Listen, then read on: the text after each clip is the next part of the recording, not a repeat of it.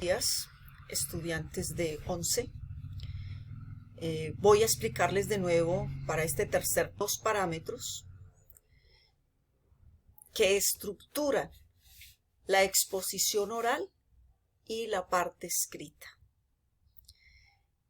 Ya a ustedes se les ha dicho que todo trabajo debe llevar un título, un propósito que se desprende de ese título, una introducción y la vamos a llamar presentación del trabajo, que es lo mismo. Y en esa presentación del trabajo está la biografía breve del tema o del autor. La etimología de las palabras clave. Esas palabras clave se derivan del título. A veces ese título tiene 3 palabras, 2 o una sola palabra. Entonces de ahí se derivan esas palabras claves a las cuales se les va a buscar no solo el significado, sino también su etimología. Viene la cita textual, bueno, en esa etimología es necesario ver también la noción.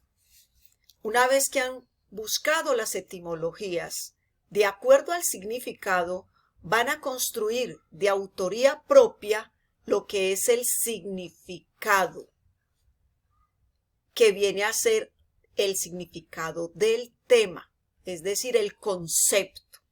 Luego de ese concepto que van a interpretar ustedes de autoría, van a la cita textual.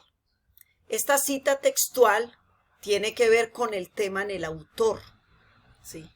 El tema directamente en el autor. Si se trata de las ideas, es decir, las ideas, por ejemplo, en Platón, en Aristóteles, en Kant, Zuviría, Piaget, Vygotsky, etc., es entonces las ideas en ese autor, para no buscar las ideas a nivel general, sino en ese autor.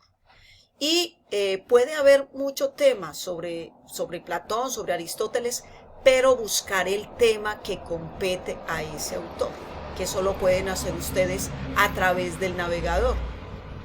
Y luego de esa cita textual, que debe ir entre comillas, necesariamente de dónde viene la cita se dice de dónde viene, si es de Google, qué página, etc. En fin, después de cerrar esas comillas o de tener la sangría que es el espacio que hay desde el comienzo del renglón, de los renglones más o menos unos 5 milímetros, creo, el espacio que se ve a la sangría cuando la cita es de más de 40 palabras. Entonces, después de ello, ustedes interpretan lo que bajaron de internet de esa cita textual. No es escribir otra cosa, sino lo que dice la cita textual sobre las ideas en determinado autor, o si es la enciclopedia en determinado autor, o si es el a priori en Kant, etc. ¿Qué dice el autor? ¿Cómo lo interpreta usted? Pero que tenga que ver con la cita, porque no es una opinión, simplemente la interpretación. ¿Qué miro yo acá? La competencia de interpretación que el estudiante pueda tener sobre una idea que bajó de internet. Listo, lo que bajó de internet lo sabe internet, pero lo que usted interprete es lo que más vale, porque es su propia capacidad para hablar de un tema, es decir, su entendimiento, su interpretación sobre el mismo. Luego de esa interpretación, que debe ser brillante, como excelentemente ustedes son brillantes, viene la pregunta que ustedes se van a hacer, ¿sí? Se van a hacer la pregunta, y esta pregunta es mayéutica porque la mayéutica es de reflexión, ¿sí? Entonces, ¿qué pregunta van a hacer que se desprenda de allí? ¿Sí? ¿Cómo son posibles las ideas en el autor, en Platón, en Aristóteles? ¿O cómo es posible el a priori? ¿Cómo se puede explicar ese a priori? ¿O cómo son las ideas para los jóvenes hoy o en fin para hoy? Listo.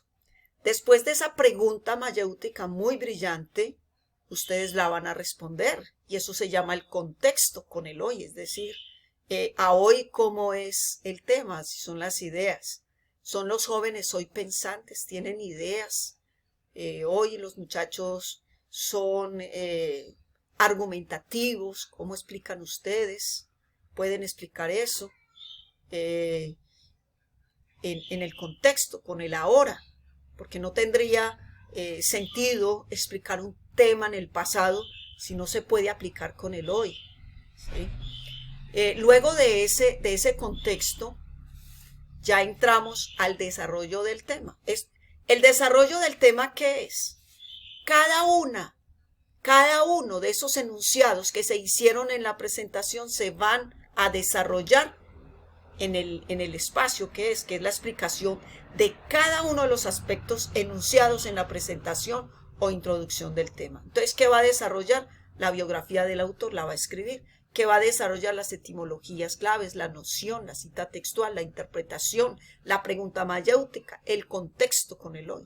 Es lo que va a desarrollar.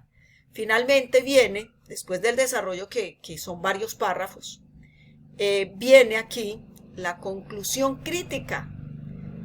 ¿Y qué miro yo en esa conclusión crítica? Toda su capacidad argumentativa. No solamente la interpretativa, sino la argumentativa que deben tener ustedes si están de acuerdo o no con el tema y por qué.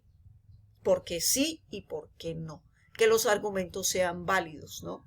Esa es la conclusión crítica, que es la postura personal fundamentada en argumentos en pro o en contra del tema. Y por último,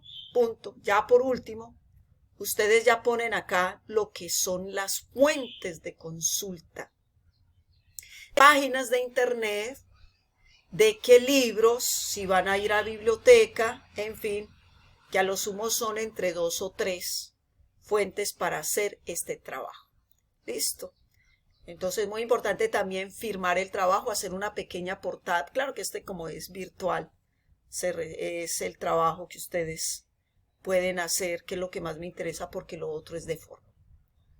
Entonces esta ya es toda la explicación de los parámetros para este tercer periodo, que ojalá tengan mucho éxito porque ya el proceso se va viendo con más claridad y con seguridad que les va a ir mucho mejor.